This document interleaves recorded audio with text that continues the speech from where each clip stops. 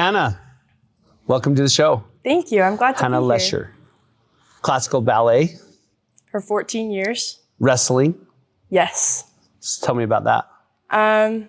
So when I was 2 years old, I started dancing classical ballet. Yeah? My mom took me to a class that we could watch. It was just the little kids dancing. Yeah. And they were about a year older than me. And I watched it and I fell in love.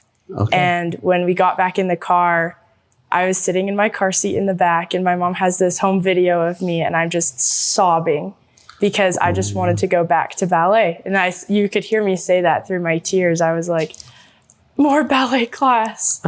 So as soon as I was able to, I started dancing there. And I took a year break to do gymnastics when I was like 7. Mm-hmm. And then I decided that was not for me. So I went back to ballet, but my dad had made an agreement with me that it was my first day going back to ballet. And he told me that I was allowed to stay in ballet on one condition. And that one condition was that I had to give my 110% effort every single time I was there. And the second that was not true, I would be pulled out. That's it. Mm-hmm. Wow. So shaped your life, Very taught you much so. how to stick with something. 14 years, became very, very well at it, I would assume.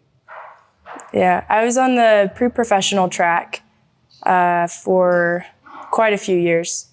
My effort, it took me from basically coming in as not very seasoned because I had just taken a break. And then because of the effort that I was putting in and the consistency, I became the first one in my class to go on point. What is point? It's basically, if you see professional ballerinas on stage, they stand on top of their toes. Oh, okay. And it's very hard on your feet. Yeah. And you need to have very good strength and technique because it can be very dangerous. So because of the effort that I was putting in, I was constantly seeking corrections. Ballet is a very nitpicky culture, I guess. Yeah. I had a lot of problems with perfectionism because of it, but at the same time, it made me very comfortable with seeking places and areas of improvement. Okay. And opportunities to improve. So I saw someone coming to me and making a correction on how I was doing something, not as a slight to me, but as an opportunity to become better. And I think I've carried that throughout my life. So that's a great skill to learn. And you did it through your adolescent years? Mm-hmm.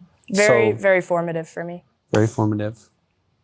Then we moved to high school, junior high, high school, started wrestling. Yes. So I was taking a lot of ballet classes. I was taking extra classes. I was doing a lot of stretching. And one thing about ballet in particular is that to be successful, you need to be very flexible. Okay. And you can be successful without the flexibility. But it makes a big difference. But it makes it a lot easier. Gotcha. And so I was stretching a lot. And then one day I had always had problems with my extensions, which is pretty much where you bring your leg up to your side and you see the very high extensions, right? Mm-hmm. And there was one day when my hip just started hurting really bad. And I could not figure out what it was. And I kept dancing because this was, ballet comes with aches and pains. And I kept dancing, I kept pushing through it while also noting that it was a problem, that it was there. But I was cleaning my room one day and I went to stand up and I just collapsed. And my parents decided that... Your hip gave out. My hip gave out. Okay. My parents decided that was something we should probably get checked out at that point. Right. It had become more than just aches and pains. And we got an MRI and it turned out that I had torn my labrum and that I also had a hip impingement. So basically the rotator cuff in my hip was too long And then the neck of my femur was too large. And so anytime I would stretch, I would bring my leg up. It wasn't that I was not flexible, it was that my bones were hitting each other. And it tore my labrum, and that required surgery. So I had to take 6 months off of ballet. And during that time, I realized that ballet had just become my identity, and I felt so hopeless and pointless, and like I was giving nothing to the world, and my identity was just ripped from me. So bout of depression? Very much so. Suicidal? No. Just depression. Just depressed. And it was a very difficult time for me. What age? I was 15. 15 years old. Peak of a young girl's life. Yes. And their growth, and your body's changing, and now you've lost your identity. Yep. And I was bedridden. I had a hospital bed in my room, and I would bring up the back and I would do my schoolwork, and then I would put it back down and I'd go to sleep, and that was about it. For 6 months. Yeah. Well, it was about the first 2 months that was like that. And then I started going to physical therapy. That really helped me because I was able to move my body again. But it was very difficult to see my friends still progressing in ballet, and then I was not able to barely move my body. And it was just this huge part of my identity that I had latched on so hard that I didn't know who I was. And during that time, I realized two things. One, that my most important identity is as a child of God. And two, is that I really was so grateful for the capable body that I was given. And even though there was that problem that I had the torn labrum and I had to have hip surgery at the age of 15, it made it so apparent to me how grateful I was for the capabilities that my body does have. And that through that hip surgery, I am completely back to normal. I'm better than I was before. And I have so much more capability now that that's not an issue that's plaguing me. And I realized that Heavenly Father had given me such a beautiful gift of a body that is capable and willing to work, and a mind that wants to do that as well. And I realized that I wanted to give so much more to the world than just, I don't want to say just ballet, because I think that art form is so important and so beautiful and can convey such beautiful emotion. But I think that was definitely a phase of my life that was so formative. But now it became so apparent to me that I wanted to give and serve my nation and my brothers and sisters. Explain that. So now we're 15 years old. Mm-hmm. We're redefining our life. Mm-hmm. You're at the stage of womanhood. Mm-hmm. Friends are out doing this, and now you've shifted direction. Yes. So yeah, I watched Saving Private Ryan with my dad. Yeah. And that in and of itself was a whole emotional experience, right? Okay. Saving Private Ryan with Tom Hanks. Yes. Going to find Private Ryan behind the battlefields. Yeah. Looking. All about D-Day, right, in World War II. And that was, first of all, beautiful film, beautiful score. Yeah. I love it so much. Yeah. But that also was a precursor to when my parents took me and my brother to France, and we visited Normandy, which is exactly where that took place. Yeah. And there's a scene in Saving Private Ryan where he goes on, it's on the field where all of the headstones are. Yeah. Okay, I saw that. Mm-hmm. Yes. And that is in Normandy? That is in Normandy on Omaha Beach. Omaha Beach. And we visited, and this was right after I had kind of decided that I wanted to serve, but I didn't know quite what that looked like yet. And meaning serve our country in a military capacity of something. I was thinking about it. I wasn't totally sure yet. Okay. And I saw that, and then I went there after seeing all of what actually even happened there.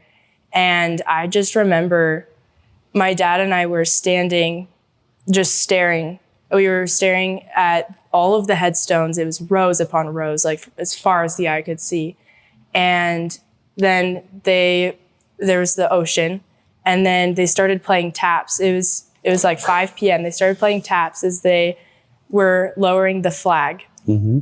And this is on French soil. Like, this is not America, but Right. this is our history. Mm-hmm. And I just remember breaking down in tears. I felt so strongly that this was my calling, that this is what I needed to do, and I needed to do whatever I could to bring that forth. And so I still didn't know quite what that looked like, but I knew at that moment that I needed to serve in the military. And then at some point, I don't remember where along the storyline this was, but I went to the doctor for like a random checkup, and they told me I had 20/13 vision. And if you don't know what that means, basically... Nope, no idea. Basically, what someone with perfect 20/20 vision can see at 13 feet away, I can see at 20 feet away. So I have Exceptional. very good vision, yes. And my mom just kind of made an offhanded remark one time. She was like, you know, you should either be a professional baseball player or a fighter pilot. Oh. And I was like, oh my gosh, wait. And it just kind of brought everything together. And I had always loved aviation. When I was like 12, my dad and one of his really, really good friends took me up in a private plane. It was a Cessna 172. Mm-hmm. And we went up, and he took me to like this fly-in in Bountiful. And I, at that time, was able to talk to Susie Patey. And she told me that... Who's Susan Patey? Susie Patey is the wife of Mark Patey. Oh, okay. Who I was able to talk to as well recently about something else I'll get to in a little second. But I was able to talk to Susie Patey, and she made such an impression on me. She said that we need more females in the aviation industry. And so Susan Patey, to give a little backstory as we talk about somebody, she's an accomplished pilot, built multiple business with her and Mark, right? And a mentor for all people, but for young women to excel in the aviation world, that it's not a man-dominated world, correct? Absolutely. And she's really good pilot. Yes, she's amazing. Yeah. And I was sitting on the side of the runway because they were doing a bunch of touch and goes. Yeah. And I was just sitting there, and she came up and talked to me, and she was like the only one other than my dad and his friend that talked to me. And she was like, you should become a pilot. And I was like, I don't know. And then later on, it planted that seed, and it showed me that, like, you know what, that is a thing that I could totally do. And I decided that I wanted to be a naval aviator. So Do you think Susan knows that she planted a seed in you because of the conversation you had to be on the airstrip in Bountiful, that now you were seeking to be a naval aviator? I did tell her when I was on the call with Mark, she was on there as well. Yeah. And I definitely let her know, because I think that's such a cool thing. The whole Patey family is in aviation. Mike and Mark, the twins, their wives, Chandra, Susan. They're great. Their kids. They're building a pretty good sized private airport here, hangars. Patey Aviation Park, I believe, is what it's called. And so they're really amazing people. I've really enjoyed having conversations with them. And super cool people, yes. Yeah. But after that, I decided I was looking at avenues to become a naval aviator. And the one that really struck out to me as what I needed to do was applying for the Naval Academy. Okay. And I was like, at that point, the only thing on my resume was that I went to high school and was in ballet. And I was like, this is not going to cut it. Okay. And so at that point, I had decided, I had gone back to ballet for about a year after I had recovered from my surgery. And leaving was one of the most difficult decisions that I had made because Leaving ballet. I had made so much effort and time into ballet and put so much effort into my recovery, becoming better so that I could perform in ballet again. And I remember that last performance was something that I'll remember that forever. It was as soon as the curtains dropped and we bowed, it was just A wave of tears, emotions. so many tears. I was so sad to be leaving it, but so excited for what the future held. So if you were to share with young people, your what would it be about what's gone on in your life? And you're gonna share something. There's one word at this particular juncture in your life, or one phrase you want to be sent to young people coming up in the world. What would it be? Most impactful thing that you would like to say to them? I'd say that number one, you need to have grit. I think the world throws so many things at us. And What kind of things? I don't know, just changes of plans or hard thoughts No. and thinking that maybe you're not enough to do what you're doing, or that you're not qualified, or that everything's just spiraling against you, right? But if you have the grit, even when you get pushed down, you can come back. Don't fight for your limitations. Have the resilience to keep going, because when you keep going, that's where the magic happens. As the Marines say, there's always one more thing you can do. Yeah. Always one more. And So you take that grit, Yes. 14 years old, or 14 years in this journey. You apply for the military academy. yeah, so that's actually why I ended up joining a bunch of other things, because I knew that I was very one-track minded at that point, and I needed to broaden my horizons. Because knowing that in the ballet, that things can go wrong. So it's Yes, A, B, so and many C. things. Okay. And so I ended up joining cross country because I knew that I needed to build a bit more of a cardio base Right. for my military fitness tests. Okay. And then I also joined lacrosse and wrestling Okay. as my other sports. Now, for those of us that the new thing, wrestling is a male-dominated sport as of now. Very much Women so you're breaking into that. I was on basically the first sanctioned female team that my school had. Okay. So I ended up wrestling varsity. Took a lot to get there, but I did end up wrestling varsity. And here's a grit story, actually. Yeah. I had the first year that I went, I was not very good, at all. I was just learning. It was very new to me to move my body in a way that was not for grace, but more so for power and for overpowering, right? And that was just a very different movement for me. I was very aware of my body, but not in moving it in that way.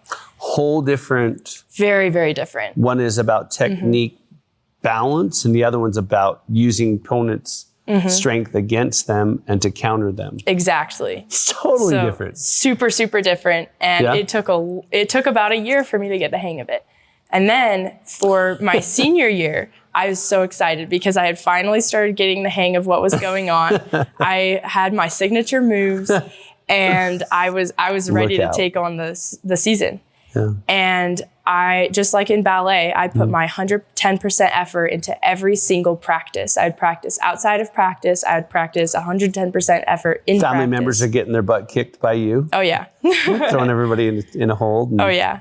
And it had come time for divisionals, which is basically the level of competition right before state. Yeah. So you have to make top 6 in divisionals to make it into state. Are you wrestling men and women, or just women? Just women. Just women. Okay. Just want to clarify with Yeah. that because, okay. Oh, for sure. Yep. Yes. So divisionals came around, and I woke up on the morning of divisionals with the flu. Oh, no. It was terrible. I genuinely don't think I have ever been that sick in my life other than one time, and it was right after boot camp. That was also terrible. But I woke up so sick. I could barely move my body aches everywhere. I was was dying. Like, it was not good. And So was staying home an option? It technically was. I had gone to the doctor and he highly recommended that I did not wrestle. Right. Because I was highly contagious. So that was one thing that was very important to note. And then also my body was just not responding. Strong. Yeah, it was not strong, which is something so important in wrestling. You're putting 100% effort into all of your muscles that some of them you did not know existed before. Right. And your entire body just for 6 minutes straight sometimes. And maximum effort. It's a lot. Yeah. It's a lot when you're not ill. And then when let you're alone sick, having it's flu and terrible. And I just realized, I was like, this is my senior season. This is the only chance that I have to make it to state. Right. So I had devised this plan with my coach that I was going to wrestle. And usually I like to have fun with it a little bit and kind of like move around. But this was just, I was going for the pin as fast as possible.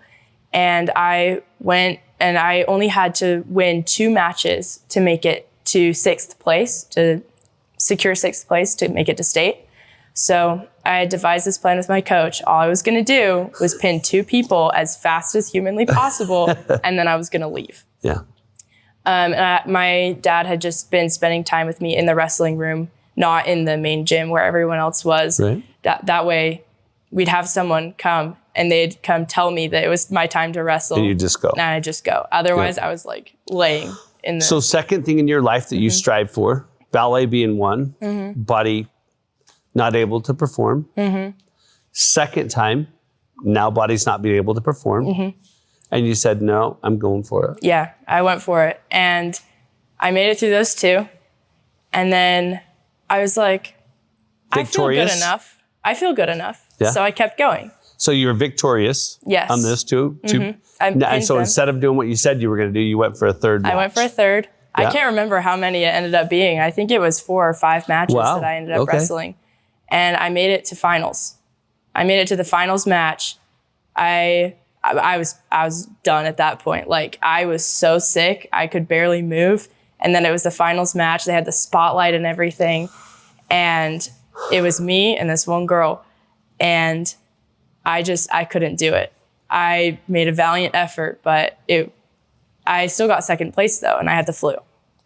And then I made it to state at that point, and I was seeded to get 4th place overall at state. And I get there and I had a pimple on my lip. And during skin checks, because that's something they do in wrestling, they have to do skin checks to make sure that you don't have ringworm, to make sure that you don't have any communicable diseases that would be dangerous wrestling, because it's body a to body sport. contact. Yeah. Yep. And they saw this pimple on my lip and they disqualified me because they thought that it was herpes. So I put through all that effort to get there, and then I was disqualified. And we tried to get them to rescind it and show them that it was not. It was just acne, not, yeah. And they wouldn't. So I was disqualified from my senior state when I was seeded to get 4th. But so now the second thing in your life that you've wanted to achieve has now not came to fruition, correct? So do we give up now? No, absolutely not. Why not? Grit. You got to keep going. But all this bad stuff happens to you. Why not quit? Why not just succumb to it and go be normal? I think that one of the most important things that we can learn in life is that even when things are really difficult, the beauty of the experience comes from what you learn from when things don't go right. And I think that's another one of the things that I really aspire to live by, is just to live in kind of a flow. And when something happens, when plans change, I want to let my life flow in a way just like the ocean, right? When a river? Or a river, or a stream. But if something happens, right, you need to be able to redirect your course according to it and just keep going with all the willpower you have. And sometimes that's less than others, but always to just keep going, because there's so much in store that you don't even know what God has planned for you. Outlast the temporary? Oh, absolutely. So after that, right, I was distraught. Is that when we meet? Huh? Is that about the time you and I meet? No, it's actually a lot later. Oh, okay. Yeah, I was like fully distraught when I was disqualified. I was so sad. How old? I was 16 or 17. 16 or 17. I think probably 17.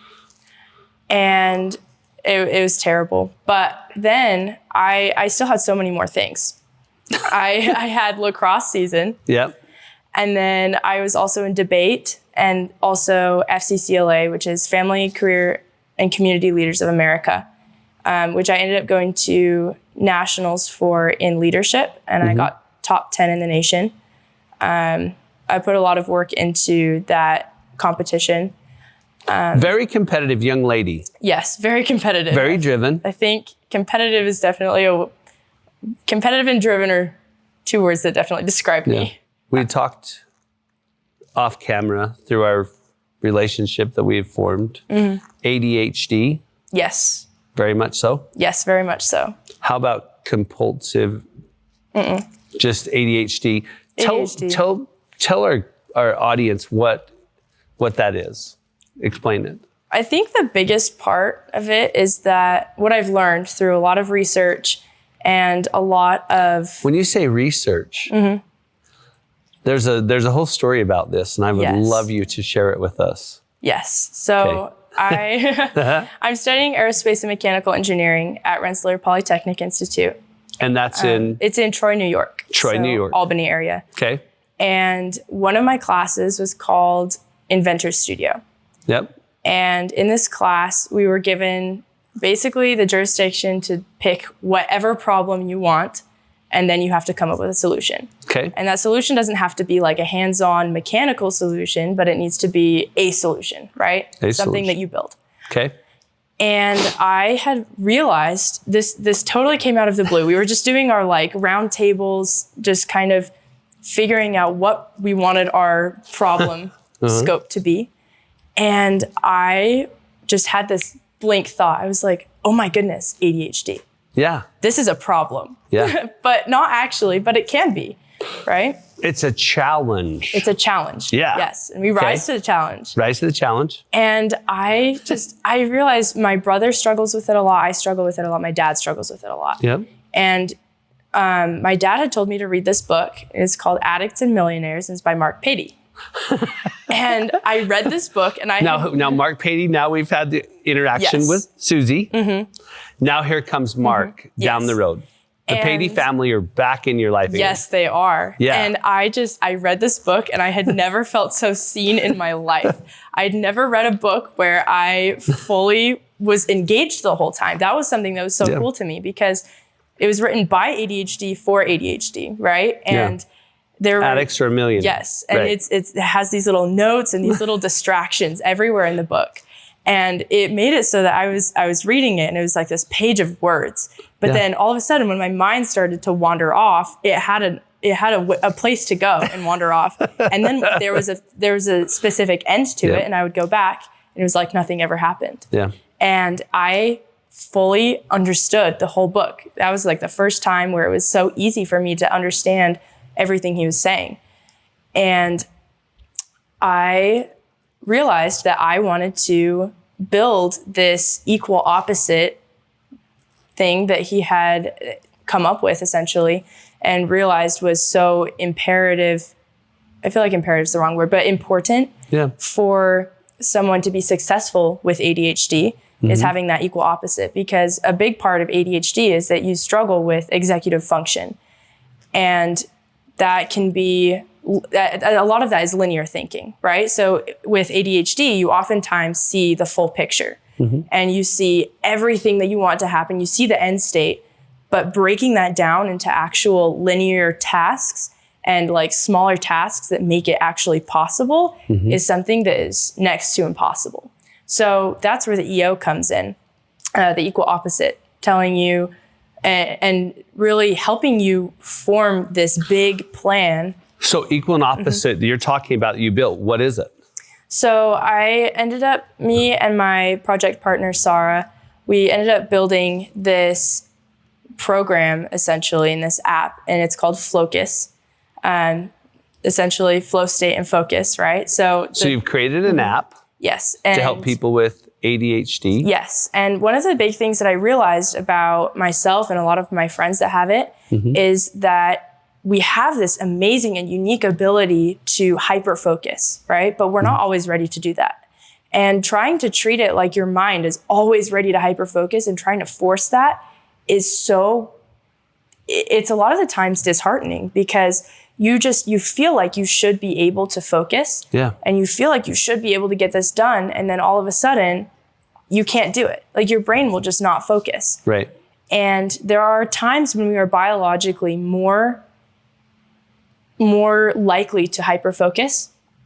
And there's a lot of indicators of that. And so the goal of the app was to help you understand your own body and understand when your brain is ready to hyperfocus, but also to help you as an equal opposite, not necessarily start a huge task when you're not ready to focus. Right. And help you to save those tasks for when you are ready to focus, and maybe do something that is a task ramp, essentially something easier that helps build your dopamine. Because one of the things about ADHD is that you wake up with less dopamine than you should. Okay. And so that's a lot of times. How does that affect your life?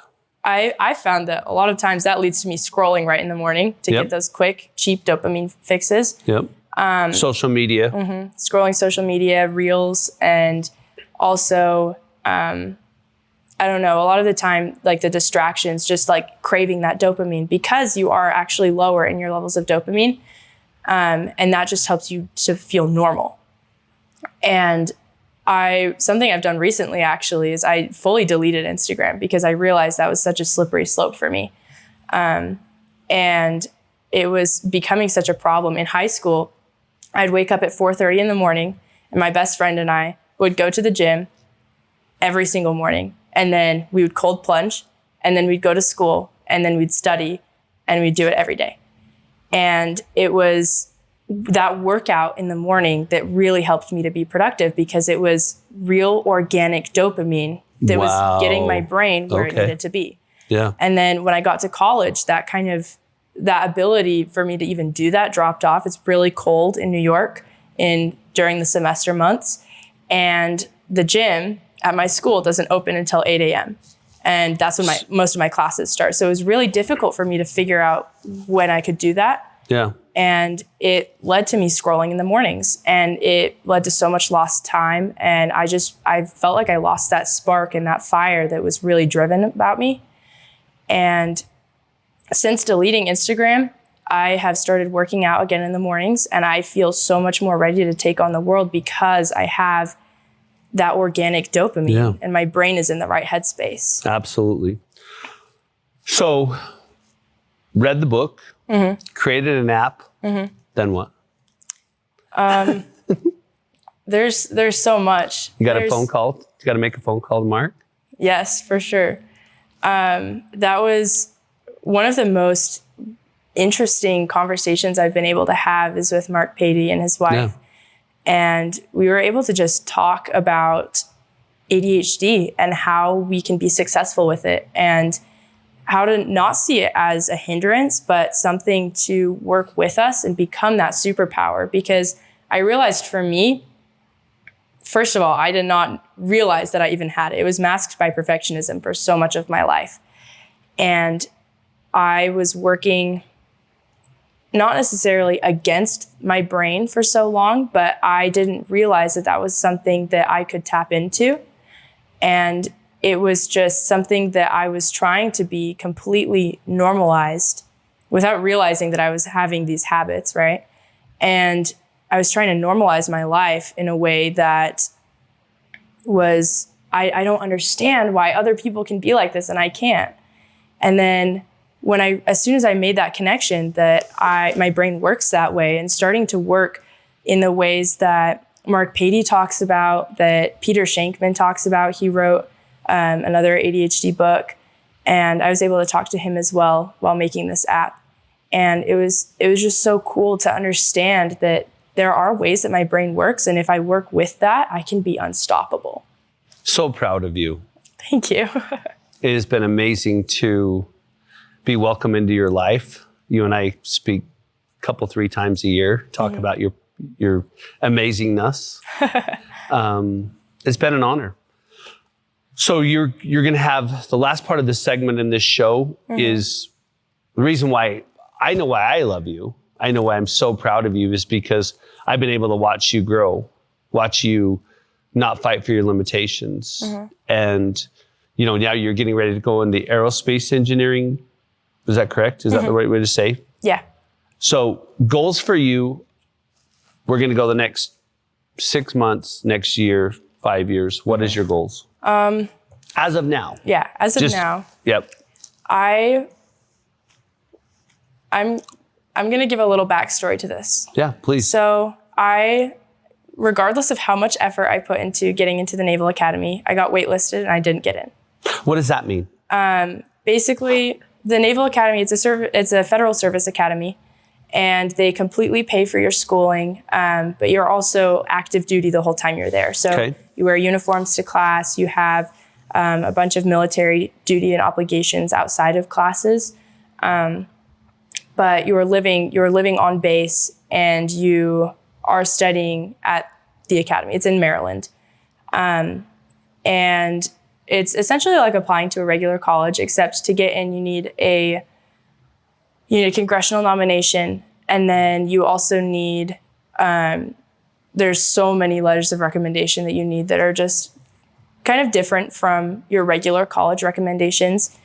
And it's a very intense process to get in. And it's similar to be like a regular school where you either get accepted or rejected, or you can get waitlisted. I got waitlisted, and Meaning you weren't rejected, you just didn't have the right setup yet? I mean, it's a very competitive thing. So I think it's 6 or 10% gets in. Oh, wow. It's basically like Ivy League level. Okay. But on top of that, they care more about the whole person. And so, yes, you have to have top tier grades, but you also have to have top tier physicality and also leadership skills, and also just a bunch of extracurriculars, right? And also you have to be very involved with your community and service and things like that. And you have to show them why you want to serve. Why? Why do you want to serve? I think. Why should you be accepted to be this 6 to 10%? Go to that. Why you? What makes you so different that you should be accepted? My biggest thing was that I want to serve not because it is something that builds me up, but it's a place that I can build other people up. And I was able to go in between my junior and senior year of high school. I was able to go to this place called Freedom Academy. It's run by the Utah Army National Guard, and they take a few high school students every year, about 100, I think, and they take them through all of the freedoms that we have in America. And you get to be spoken to by a lot of immigrants who, we spoke to this one from Laos who literally like swam to the US basically.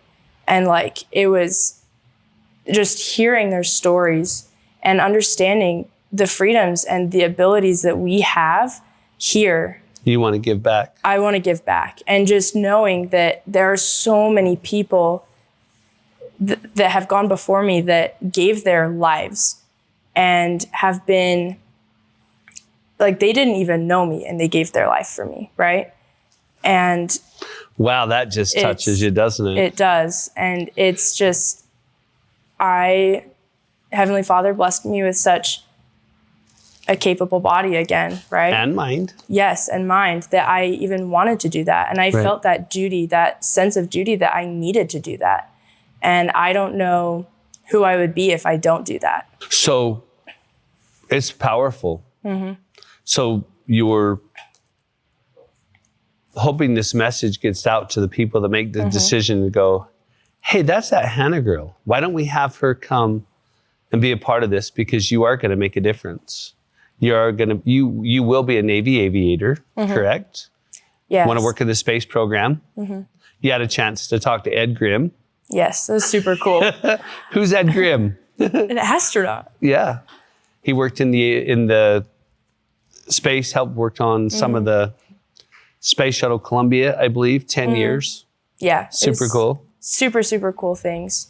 I think the biggest thing that I've taken away from my life, even more than the grit actually, is that even though I didn't get into the Naval Academy, I'm not going to try again. Oh, no. No, I tried one more time and I got flat out rejected.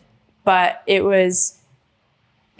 was my resignation and my confirmation from God that I am exactly where I need to be. Okay. I think that God knows all of everything, right? He's all knowing. Okay. And it was such a comfort to me to realize that looking back, I needed to have that goal to go to the academy to get to where I am now. Right. And then being where I am now has given me the guardrails that Heavenly Father knows that I needed in order to have the goals that I have now. Yeah. So at the academy, I wanted to study aerospace engineering, but also there's nothing telling me that I can't go study political science or English or anything else, right? And at RPI, it's a tech school. And with the specific scholarship that I have, I've been accepted with what they call a tier 1 major. And that is my aerospace engineering major, right? And so, but if I were to go to, let's say, business, that's a tier 3 major. That's not in my scholarship contract. So in order for me to switch to that, I would have to talk to the admiral that is over all of Naval Education Training Command. And that's scary. I was not about to do that. But after my first year of engineering, I did not feel like I belonged. I was terrified. This was my first time having academic failures. And I had failed my first exam multiple times. And it was such a different thing for me. And I did not feel like I belonged. Yeah. I did not feel smart enough. I didn't feel capable. And I went down to the business building and tried to switch. But because of my scholarship contract, I wasn't able to. And it pushed me further into realizing, no, I can do this. I took a step back. I realized what I was doing, why I was doing it, and I kept pushing forward. Then I was able to talk to Reed Weissman, who was the commander of the Artemis II mission. And he is an alumni of RPI and my exact same Naval ROTC program. And I was able to talk to him. And I just realized, if that's possible for him, why isn't that possible for me? Right. And then again, I was able to talk to another astronaut. His name is Rick Mastracchio. And he's also an alumni of my school.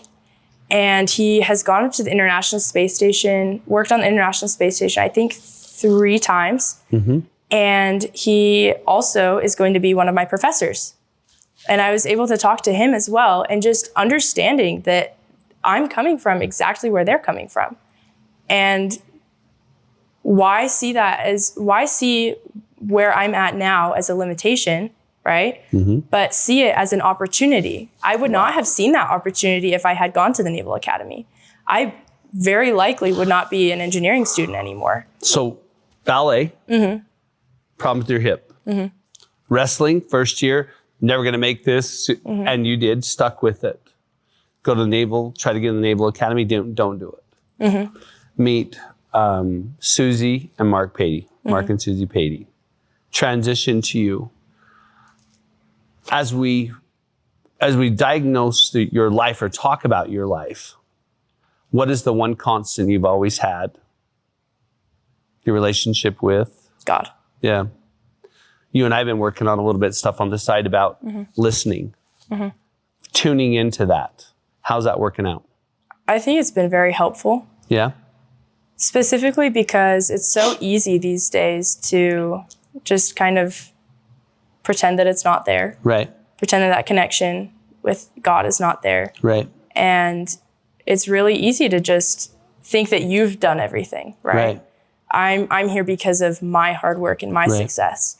And just going back and realizing that I was only able to do all of this because God was there helping me. And there's so many times He wants you to succeed. He does want me to succeed. And it's you usually getting in your own way. Absolutely. Because you want to do it your way instead of his way. Exactly. And every opportunity that comes to you is an opportunity to grow, whether it is just a hip problem, wrestling, a flu, not getting in the academy. Exactly. So the takeaway right now, you're going to be able to have something to give to the world today, your generation, everyone. What is it? Take every setback as an opportunity. Yeah. I think never fight for your limitations. Exactly. And I think that it's so easy to see every setback as, I guess that's my sign that I shouldn't be doing this. But why shouldn't the setback be a sign that you should be doing this? Right. And maybe a setback is not necessarily a sign that you shouldn't be doing it, but maybe a sign that you need to pivot and go in a different direction, right? But take the setback as an opportunity to fight harder. Yeah. And to learn and grow, because there's something to be learned in every setback. You just have to look for it. Sis, I love you. I'm super proud of you. As you know, thank you. I'm your biggest cheerleader. We have these long conversations about life. We share with each other. You give me inspiration. I hopefully give you inspiration. And thank you for coming on the show. Of course. Thank you for sharing your story. Thank you for being vulnerable, sharing with the world this amazing life that you have created for yourself. And we're so excited to watch you grow. Thank you. Is there one final thing that you would like to share with our audience that you would give to people the gift?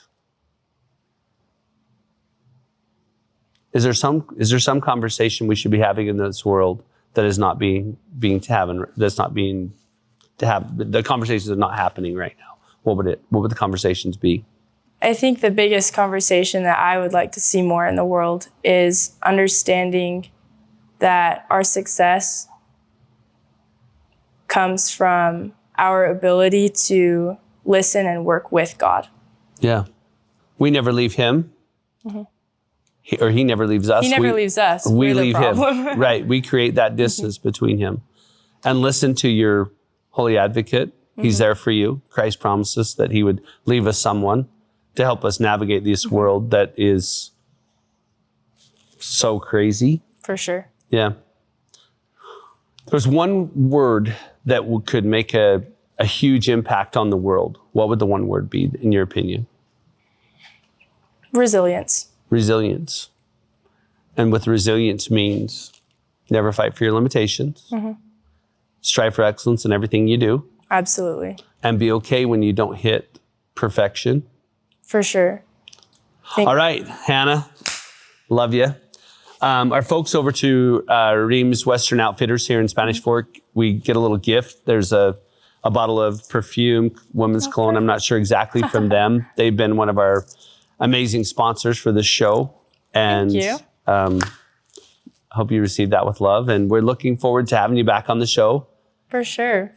Thank you so much for having me. Yeah. You're an amazing young lady. And it's your generation that's going to be super impactful. And we want to say thank you for sharing your story. If you like our show, I would like to ask you to hit like, subscribe, and we'll see you on the next one. Thank you.